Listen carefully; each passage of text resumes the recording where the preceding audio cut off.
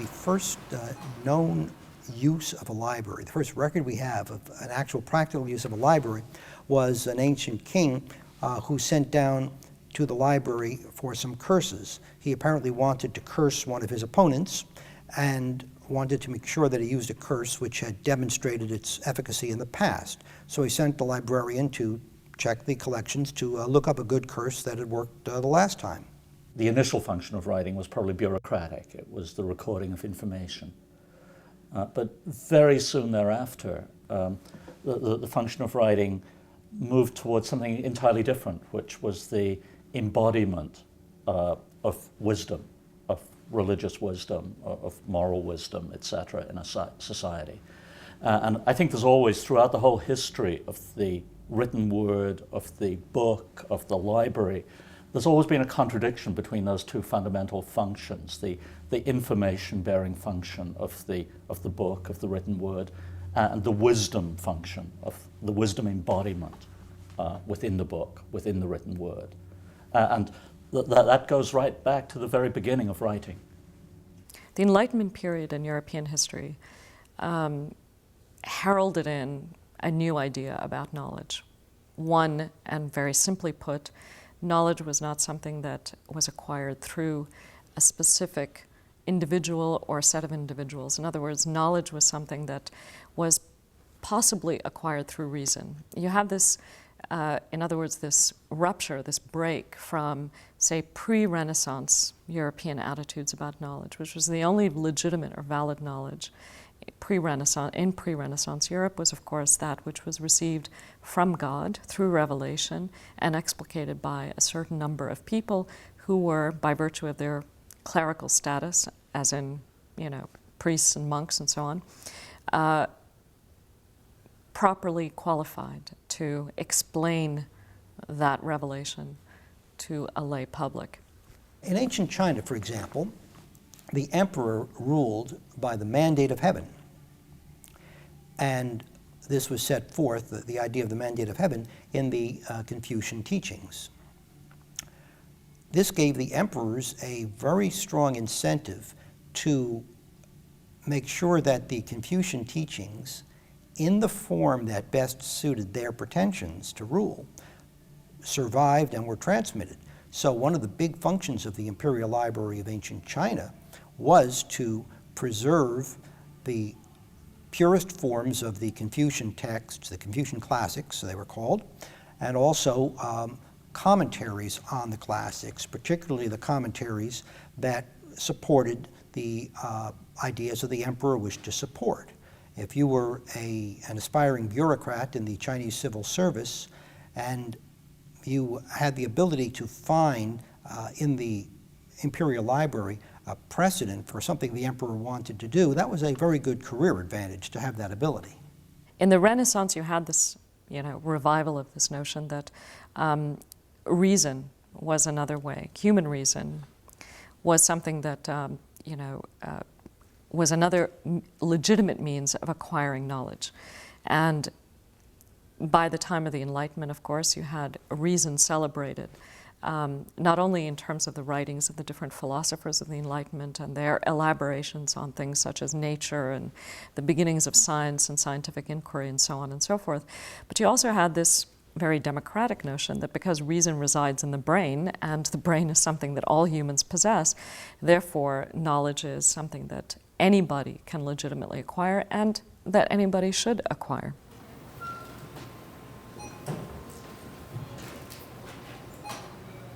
The first really great universities that I know of personally were the Buddhist universities that developed in the Indian subcontinent in South Asia in probably around the 5th century AD in the Christian era.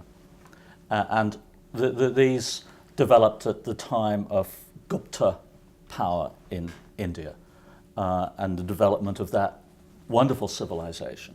These universities were supported by the state. They were huge universities. And I call them universities because the idea of a university requires not just dogma, but the questioning of dogma, the spirit of debate within the university. until you've got that, you've simply got monasteries that teach people to do certain things and believe in certain things. And of course you have debate in monasteries as well. But in the university you have an open public discourse of disagreement, of argument, of confrontation through argument. And what you had developing in India in around the 5th century AD was some huge Buddhist and also Brahmanical universities. These Buddhist universities were large, that they were open to debate both within Buddhism between Hinayana and Mahayana forms of Buddhism, Theravada and Mahayana forms of Buddhism. And they were also open to debate between Buddhism and Brahmanism, between Buddhism and all kinds of other forms of spirituality. They were very conscious, for instance, of an Aegean heritage, a Greek heritage that came in through Alexander the Great into the Indian subcontinent. And those debates went on, and one had both religious discourse being discussed and taught in the university, and one also had the discourse of astronomy. One had architecture, one had sculpture, one had plays that were part of the curriculum in these Buddhist universities. A Chinese pilgrim went to Nalanda in the 6th century AD, and when Nalanda University was at its height, this is in the northeast of the Indian subcontinent. When a Chinese pilgrim went there, he found this university that housed upwards of 10,000 students from a whole variety of different countries, from as far afield as China and North Africa. And students who were concentrated around a number of different libraries. And the largest of these, it was a library called Ratnadadi. And Ratnadadi, which I'm told means Sea of Jewels, was a library that was 9 stories tall. There were several libraries of that sort, another one called Ocean of Jewels, and another one I think called Field of Jewels. And these were libraries that were full of texts that people treasured, that they copied and they took them home to their countries. This Chinese pilgrim copied down these texts over a period of 12 years. And he went back to China laden with those texts. He walked from China to Nalanda, and he walked back from Nalanda to China in that sort of period. And he founded his own school of Buddhism in China at that time, which had a tremendous impact on the development of Chinese culture. The Chinese court at that time became Buddhist as a result of this influence. Now, libraries in that sense, this library, Sea of Jewels, had this huge power in the world. It radiated all over the place as a result of the pilgrims who came and worked there, who copied these texts and took them home after all of this really laborious work. But it was also a culture in which people talked to each other, disagreed, and saw each other, met each other. It was a ferment of ideas, of life. There was a period called the burning of the books. There's writings that we have that give the order that state that anybody who hides books or holds them back will be killed or sent to build the Great Wall of China. They wanted to abolish any books that contained anything that might oppose the ideas espoused by the current emperor, might be considered in any way a threat to his rule.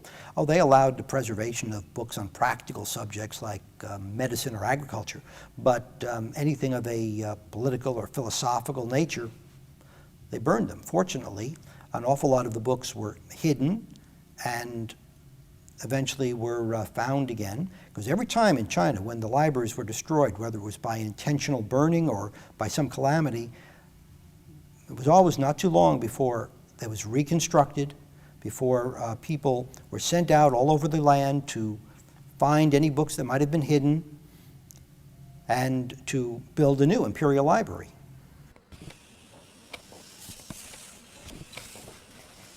Islamic theology is ultimately a very simple idea, this idea of one God. It's a very simple idea. Nevertheless, many of the people who converted to Islam, many of them were Christian, Zoroastrian, whatever, needed clarification, they needed explanation. And as a result, you had the emergence of a certain group of people, right, who were engaged in the process of attempting to respond or answer to these questions, refine, define, and elaborate on this simple notion of there's no God but one God, and also to refine, define, and elaborate on the revelation itself, the revelation which, of course, came to constitute the Quran. In order to do this, Muslims had to borrow certain ways of responding to theological questions and certain arguments from other traditions. So they began to read and translate these texts of other traditions in order to. Traditions? Well, obviously, first and foremost, the Judeo-Christian tradition, which was closest to them. But in addition, they also delved quite deeply into the Greco-Roman heritage, which had been preserved in the Middle East and the Hellenized Christian communities that existed in the Middle East after Alexander's conquests. These texts were read in an attempt to know what and how other previous religious traditions had responded to similar questions, had argued their cases, and their arguments were often borrowed or, at least utilized in order to then defend Islamic theology to new converts.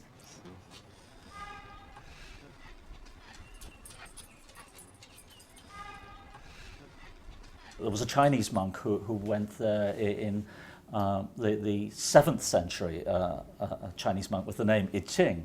And I Ching went there, and he was disgusted by the luxury of this place, the expenditure, the wealth in the midst of not grinding poverty, because India was not grindingly poor at that time, and these were remarkably enlightened societies. But a society where there was obviously a very elaborate class system, and Buddhism had somehow espoused the side of the powerful and the side of the rich. And it was that actually led to the diminution in the latter centuries of the first millennium AD, the diminution in the power of Buddhism in the Indian subcontinent. So that when the Muslim invaders from Iran and those kinds of parts of Asia invaded and conquered India in the 12th century, Buddhism was already much less powerful than it had been 6 centuries before at the time of Hassa. It had lost much of its popular support, and it was ready to be knocked off, to be picked off by the invaders. And the invaders destroyed it totally. Everybody with a shaved head, all the monks, all the nuns, they were eliminated. The libraries were destroyed totally. Nothing of them remained.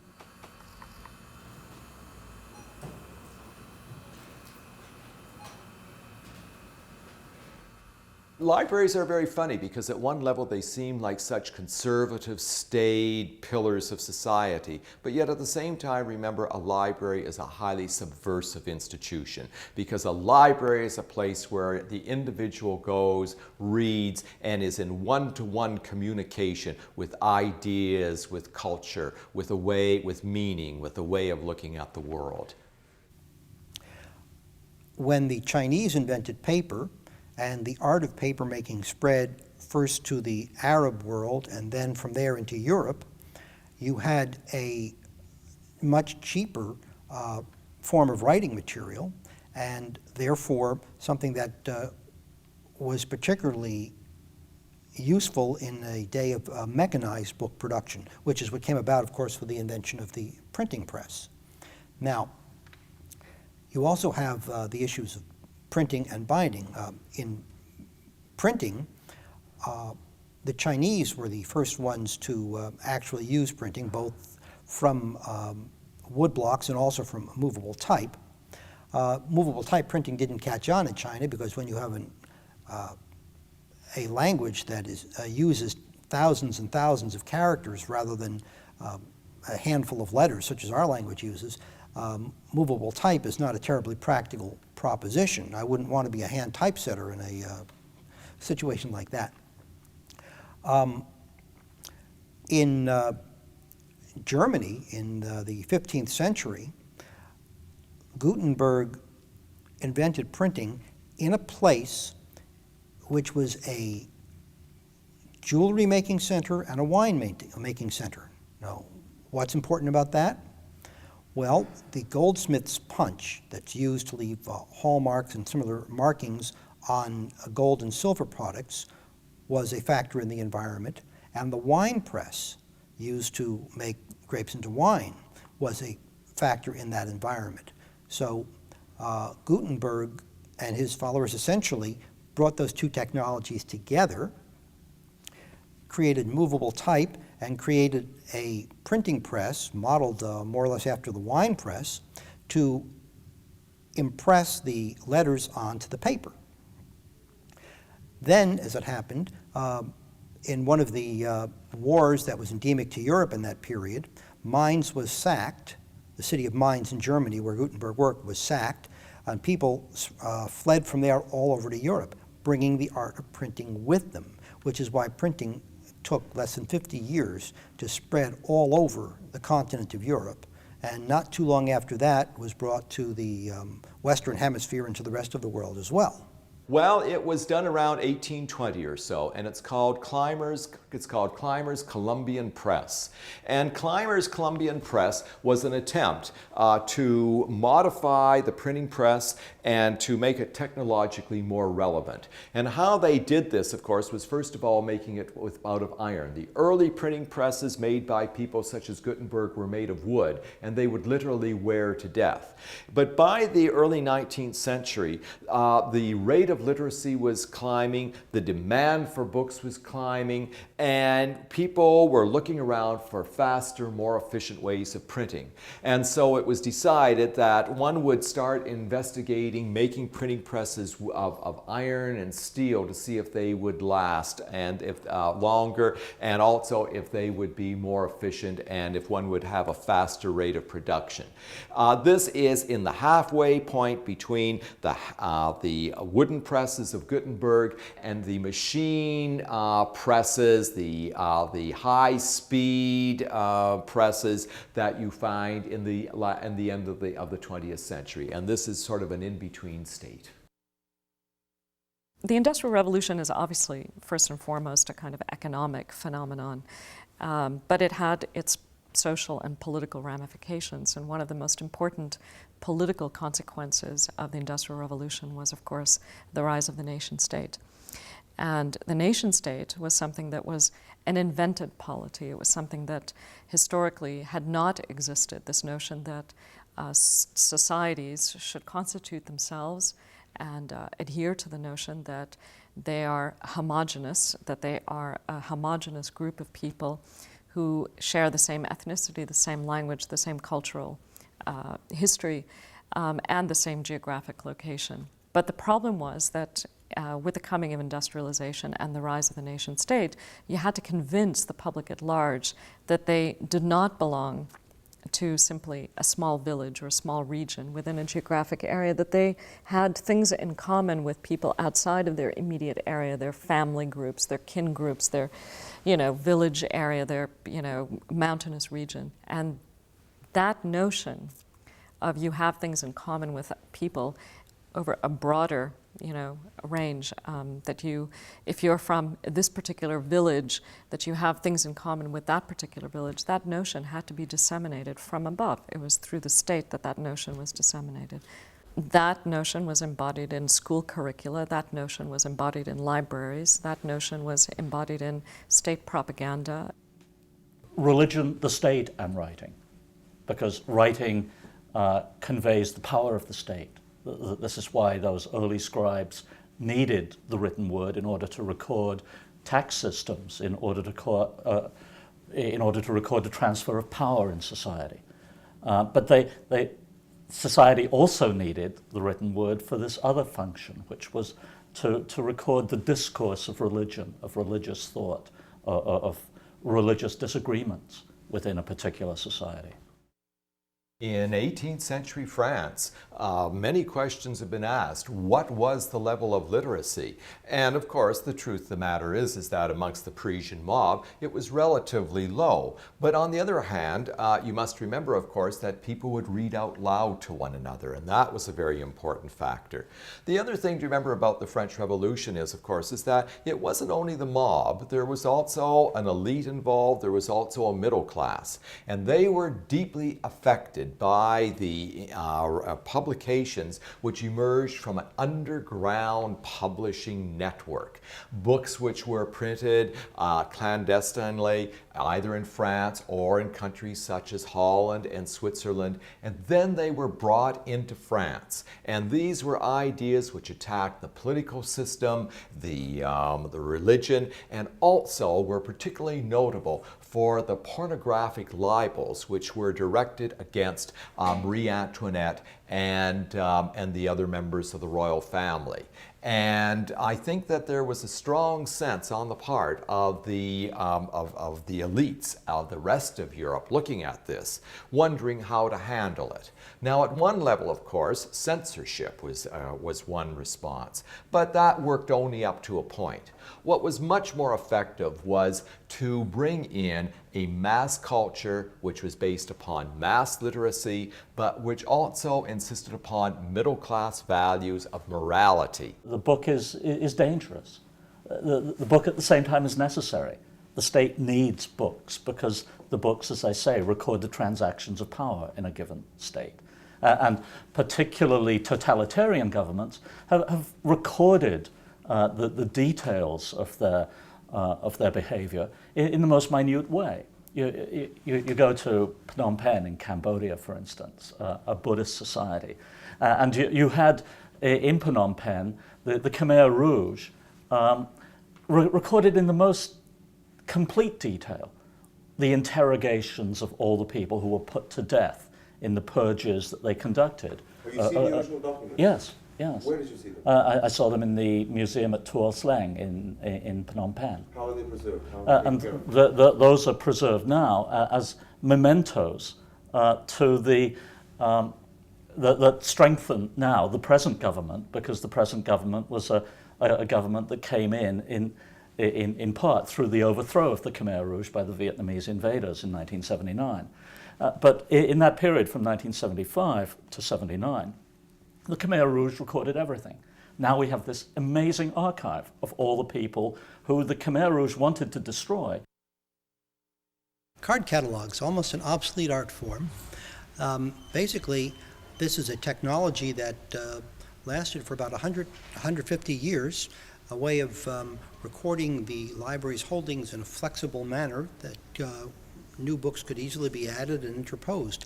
It's been superseded, though, by a more modern, more flexible technology, namely the computerized catalog. The book is more important than the internet for intellectual use at present. I mean, if a full current text is available on the internet, then that's great. But what students at the high school and the undergraduate level are using now are clips out of the internet. They're not getting the full in-depth document. They retrieve pages from Microsoft Encarta, for example, which is a reasonable encyclopedia, but it wasn't one written with intellectual purposes. Encyclopedia Britannica, with a greater history, has a much greater depth to the content. The content they are retrieving on the internet now is much thinner, and that is what they're using. And furthermore, as they retrieve it and produce research papers, they are doing much less note-taking because it's already in those small chunks, bite-sized pieces of information that they like. They won't go through a book and read it through to find the information. They'll take those little bits and write an essay using them, often simply transferring the information electronically as opposed to ever writing anything down. We don't really know what the authority is for many of the items which appear. We don't know who put them there. We don't know what type of research was put into them. We don't know, for instance, if the information is being updated.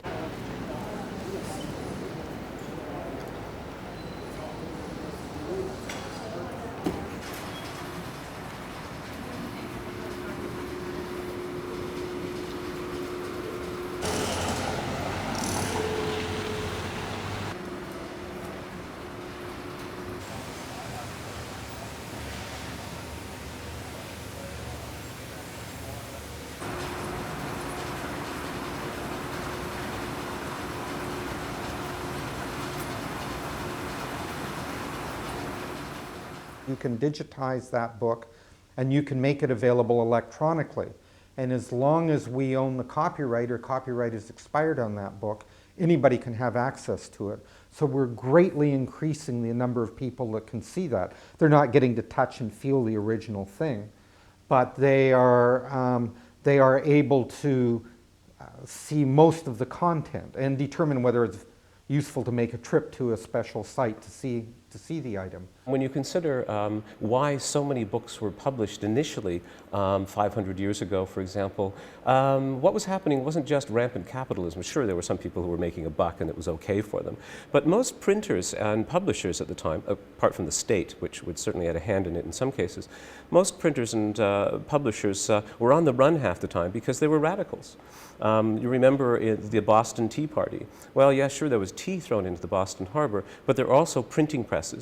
And there were British printing presses and sometimes American printing presses. But, you know, people were considered radicals largely because they were bringing a new word, either the word of God in some cases or radical pamphlets to be being published. But in this case, you know, Bill Gates is not a radical. Bill Gates has one project in mind. Microsoft wouldn't even exist today if the American government had not amended the Copyright Act in 1976 to bring software under the Copyright Act. And a lot of people argue today software should never have been included as something that could be copyrighted. So copyright is at the foundation of the whole corporate takeover of information. So you're having a kind of delineation of access to information in terms of speed and accessibility based on how much you're willing to pay. We're just starting to see that. Libraries in North America are certainly fighting against that, but there is tremendous social weight to capture information, to copyright it, and then to charge for every use of it. There was even an attempt to charge, to create legislation that would mean you would have to charge when you looked at something on the web, regardless of whether you used it or not. The information that's available now online is thin. There isn't a great deal of depth to that information. We don't have the historical texts all online. We don't have the recent great works of literature online. The literature that's available online is anything that's out of copyright, freely at least. And people accept what they get electronically as the information, and they don't do research to the same depth as they used to. They believe that printing it out is the equivalent of taking notes from it, so they don't synthesize the information. They simply pull it out of a sheet and reproduce it on a sheet. And people think about information much less. People work to retrieve information, don't work as hard to retrieve information as they used to, so they don't think through the subject matter as much as they used to. The issue of digital impact on libraries isn't simply an issue of materials. It is an issue of materials if you think in terms of the preservation of the information over long periods of time. But the bigger issue right now is that people believe it's already happened. Libraries have been devalued in people's minds because they believe all the information is out there in digital format. The problem is that it isn't out there.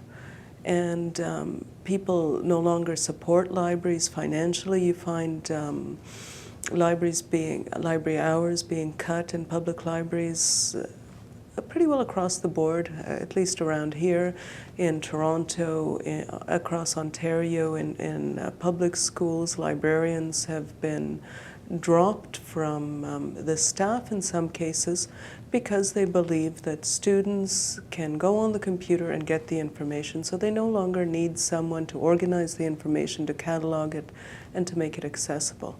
If, for example, you were found to have lots of bombs at home, and we found lots of books about bomb making, there may be something put together by the police or whoever, and they may ask for records to show, or at least try to develop some profile about the user. Here at McGill, for instance, many years ago, a bomb went off. We had a professor in one of the departments go to the science library and ask, I want you to check through all the students who are borrowing books dealing with explosives. What was to be done? Now, in this case, the library refused to comply, insisting that this was an issue of privacy and of civil liberties.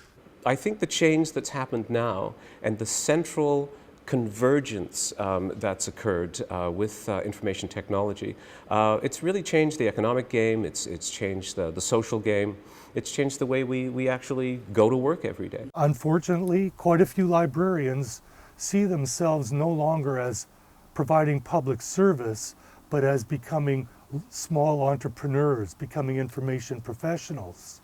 All the trends are in the direction of increasing corporatization, commercialization of library services. And this is, for me, a tragedy because the way I see it, the library is one of the foundations of a democratic society. The convergence of the technology also has given the opportunity for a convergence of ownership, highly concentrated ownership of the creators of the information. Consider Disney or Time Warner or AOL. I mean, you'll get one message essentially from these people, and it's a large one, and it's all over the world. When the information highway started and was given over to the private sector by most governments around the world, what they did was just create really a new kind of advertising medium. Who hasn't been annoyed by the banners and flashing things on your screen as you turn your computer on? That information technology poses a threat because it makes it more possible to commodify the information and charge people for using it. We're not at that point in libraries yet, but we have to be aware that a huge amount of the development in information technologies is not to promote access, it's to promote ways of charging for information. The federal government in Canada has a program called SchoolNet, and part of it is LibraryNet, which is to connect up every library in Canada to the internet. And why do they want to do that? Because they're interested in turning libraries into local centers of e-commerce. So that if the day ever comes where you have these kind of pay-per-view sort of technologies, where you click on a page or an article and then you pay 5 or 10 cents, or that libraries will charge for providing services over the internet. These kinds of things are what the information industry and the federal government, particularly through Industry Canada, have been promoting. The WTO is the World Trade Organization. It's an international body with enormous powers of enforcement that comes to trading agreements on an international basis, which invariably support commercial and corporate orientation to the world. We're beginning to see it more and more as the copyright legislation becomes tighter and tighter, both in Canada and the United States and internationally as a result of the WTO TRIPS agreements, that what you have happening is it becomes more difficult to do research, more difficult to get documentation, because a lot of that is copyrighted in ways that don't make it easily available to researchers. And we're just entering the first stages of this. Later on, it's going to become much more difficult for people to have free access to information to do research, because it is going to be copyrighted in such a way that it will make it difficult to use. Libraries define who we are, and libraries are a way in which we enshrine our questions about ourselves. You get that history of bibliocide running through the library, because that questioning is dangerous to the other function of the word, which is the enshrinement of state power and of commerce, of oppression, of who gets imprisoned, who owns what, all of those kinds of things. But the book as an embodiment of wisdom is always a danger to the idea of the book as the embodiment of information. And what we now see in the library system is the attempt to redefine libraries essentially as purveyors of information. The WTO is just one aspect of undermining public services and transferring them into the private sector. Under budgeting public services so that they have to charge for some of what they've traditionally provided free is another way of undermining them.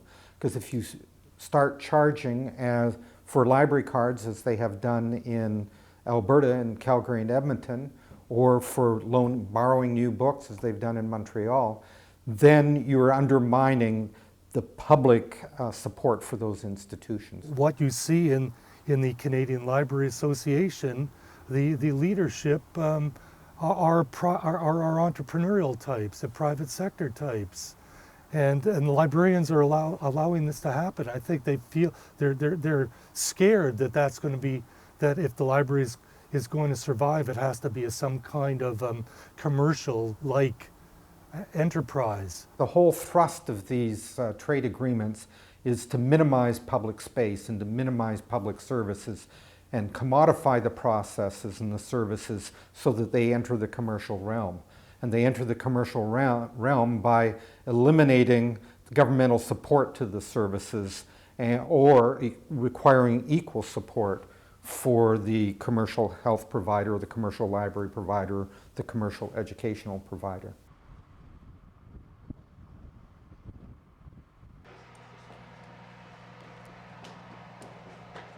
Satellite libraries, satellite reading rooms were important. This is a hangover from the 19th century, when the idea of taking the library out to the people was really important. And it was part of a big social agenda, a socialist agenda. It was part of a working class education movement, for instance, the idea of the reading room, where people could go and they could get knowledge, but they could also think about the fundamental questions. That was what happened in this little downtown college here. And it was, when I was head of the college in the late 1970s and the early 80s, this library was open 24 hours a day, and there was always somebody in it. I never saw it without somebody in it. And usually there were groups of people, as I say, people hanging out. Now, that is not very important to a library system that is bent on on accessing information only, that kind of function of the book, that kind of function of the library, rather, because the book is kind of redundant now if all we think about is the information it contains. The push came for free public libraries, free public schooling, both of which occurred approximately 1850, and both in our country, Canada, the United States, and Great Britain. With free public libraries, free public schooling, what we were aiming for was a literate population that would be able to make free decisions when it came time to vote. They would be informed decisions, but people who would also be able to participate fully in the economic and the civil life of society. And literacy was the key by which this was done. In a library, people are aware of each other's presence. They're aware of each other's distance, but they're also aware of the other person being there. There's an intense sense of sexuality in libraries in many occasions, just in the ways in which people watch each other and their capacity to be voyeurs without seeming to intrude. Libraries are full of peeping Toms, I guess, in a sense. The wonderful thing about a library, and actually the way most people use a library, is that you can browse the information. You can wander down a row of shelves and see all the books on that subject area, not all the books that contain the word tree in them, but all the books about willow trees, all grouped together. And if you're interested in a certain area and don't know about some of the peripheries of it, then a library, in the way that it collects and gathers information and presents those texts, will show you that physically. Things that were written, say, in the 10th century, were not written in the way that, or knowledge in those texts in the 10th century was not organized in the way that knowledge is organized in text today. There is no table of contents, there is no index, there is no apparent organizational theme or index in the title, etc.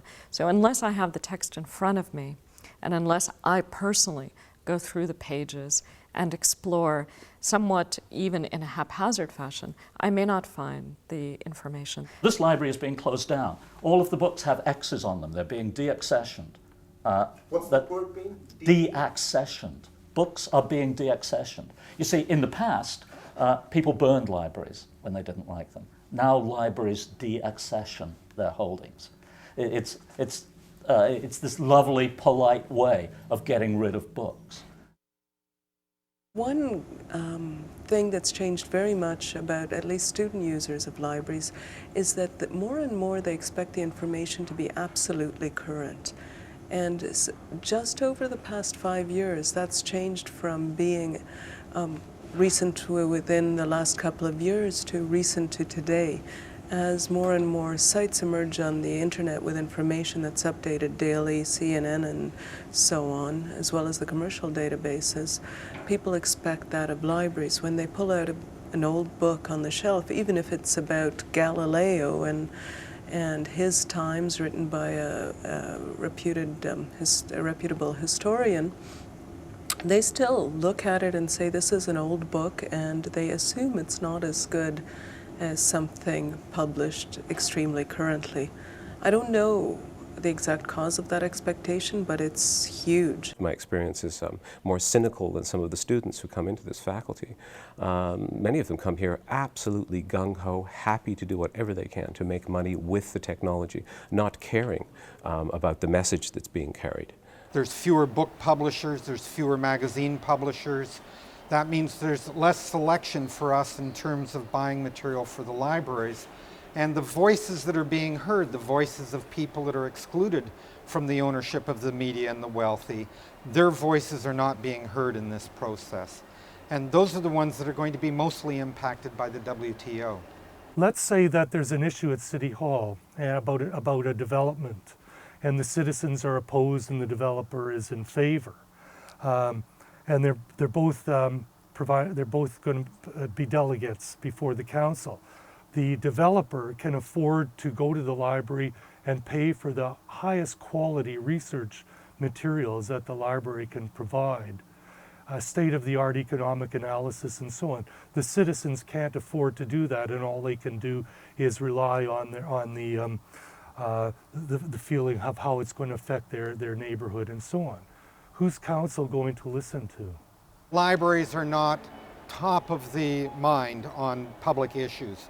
People really like them, they have enormous popular support, but they don't think of them as institutions that are under threat. This library is being closed down by Trent University. Let me tell you a bit about this library, because it's a library that was set up in this little college in downtown Peterborough, 7 miles or so away from the main suburban campus of the university.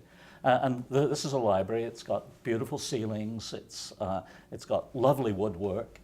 It's got stained glass around the windows, moldings around the top of the walls, and all of that sort of thing. It's a lovely place. These are the books that I guess are being killed off as far as this library is concerned, in the same sort of way as the library is being killed off. These are books that are being deaccessioned, that polite term for getting rid of them, for getting rid of the text, the printed text, I mean. There's a great satisfaction, I think, that many scholars, myself included, have when they feel a text. There's a great satisfaction in the hard copy. There's a great satisfaction in looking at something and touching it and using something that might have been written 1,000 years ago. There's a great satisfaction and sense of marvel that a text has survived, that the pages, the ink, the rather delicate and perishable materials on which, say, things were written 1,000 years ago managed to survive.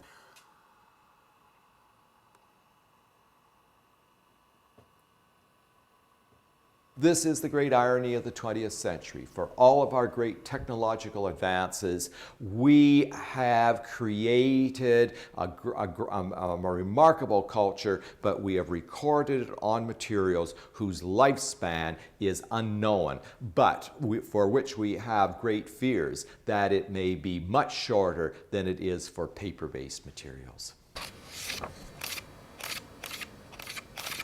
They'll be sold off, they'll be given away, which is a very good thing. It's very nice to give books away. They're important gifts, and I think many students will actually take them as memories, you see, not just of the text, because they can get these texts anywhere, but as memories of the place where they originally read them.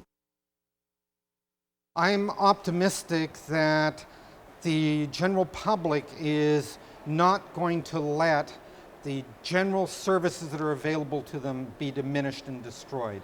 At some point, and I hope it's relatively soon, the public will understand that they have a lot to lose and they have to fight for the preservation of their public services such as health, education, public libraries, archives, and that those services are what really enrich and deepen the social structure of a country.